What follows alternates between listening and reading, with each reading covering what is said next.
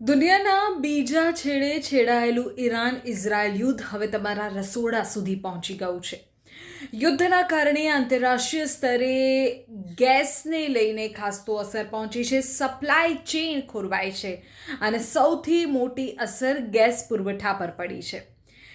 અલગ અલગ ક્ષેત્ર અલગ અલગ પાસાઓને સમજીશું કે કઈ રીતે સીધી અસર થશે. સૌથી પહેલાં આપણે આપણા રાજ્યના સંદર્ભમાં વાત કરીએ તો ગુજરાત સરકાર એક્શન મોડમાં આવી ગઈ છે. ઋષિકેશ પટેલે ગેસ પુરવઠાને લઈને અત્યંત મહત્વનું નિવેદન આપ્યું. તેમણે કહ્યું કે કઈ રીતે સરકારનું આયોજન છે.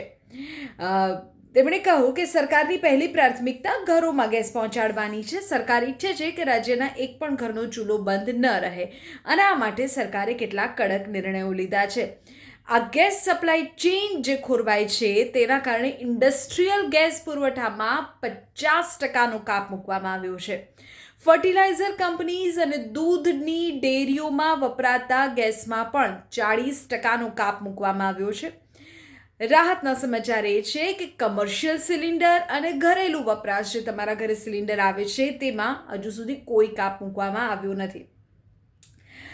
પણ ઇન્ડસ્ટ્રીયલ વપરાશમાં કાપ મુકાયો છે અને તેની અસર આપણા અહીંના સૌથી પ્રસિદ્ધ મોરબીના સિરામિક ઉદ્યોગ પર પડી છે. ઈરાન ઇઝરાયલ યુદ્ધના કારણે ગેસના પુરવઠામાં કાપ આવતા મોરબીનો સિરામિક ઉદ્યોગ અત્યારે અસ્તિત્વની લડાઈ લડી રહ્યો છે. ઇન્ડસ્ટ્રીયલ ગેસમાં 50%ના કાપનો અર્થ એ છે કે ઉત્પાદન અડધું થઈ જાય. આ ગંભીર પરિસ્થિતિને જોતા સિરામિક ઉદ્યોગના આગેવાનોએ તાત્કાલિક ગુજરાતના મુખ્યપ્રધાન સાથે મુલાકાત કરી. ઉદ્યોગપતિઓને ડર છે કે જો આ સ્થિતિ લાંબી ચાલી તો કામદારોની રોજીરોટી પર વાત આવશે. કરોડોનું જે એક્સપોર્ટ છે જે અગાઉથી નક્કી થઈ ગયા છે, કોન્ટ્રાક્ટ્સ થઈ ગયા છે, જે પ્રોડક્ટ્સ મોકલવાની છે, જે એક્સપોર્ટ કરવાનું છે તેનું શું થશે. કમર્શિયલ ગેસના પુરવઠામાં ભલે અત્યારે કાપ ન હોય પરંતુ ભારે અછત વર્તાઈ રહી છે અને બજારમાં કમર્શિયલ સિલિન્ડરના બુકિંગના નિયમો પણ બદલાયા છે. ગુજરાતના સંદર્ભમાં વાત કરીએ તો ગુજરાતની બહાર જે પ્રકારની સ્થિતિ છે તેની જો તમને વાત કરું તો મુંબઈ, બેંગ્લોર, ચેન્નઈ હજારો રેસ્ટોરન્ટ્સને તાળા વાગી ગયા છે.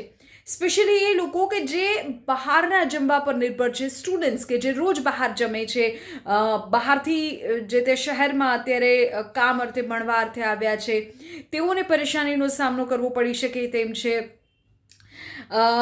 સપ્લાય ચેઇન જે ખોરવાય છે તેના કારણે નિયમો પણ બદલાયા છે બજારમાં કમર્શિયલ સિલિન્ડરના બુકિંગમાં.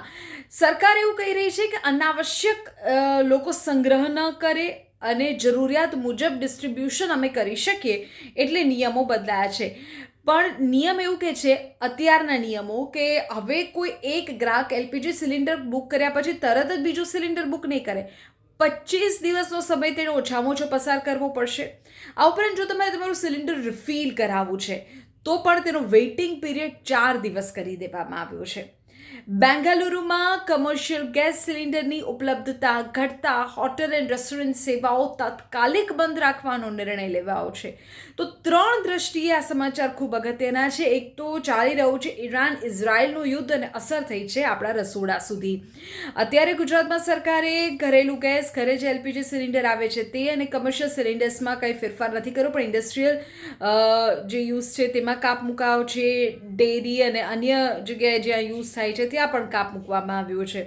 મોરબીના સિરામિક ઉદ્યોગ પર અસર પડી છે. ઉદ્યોગપતિઓ પૂછી રહ્યા છે કે આ પરિસ્થિતિ ક્યાં સુધી ચાલશે, કામદારોનું આગળ શું થશે, જે એક્સપોર્ટ્સ અમારે આગળ કરવાના છે, જે સામાન મોરબીથી મોકલવાનો છે તેનું શું થશે.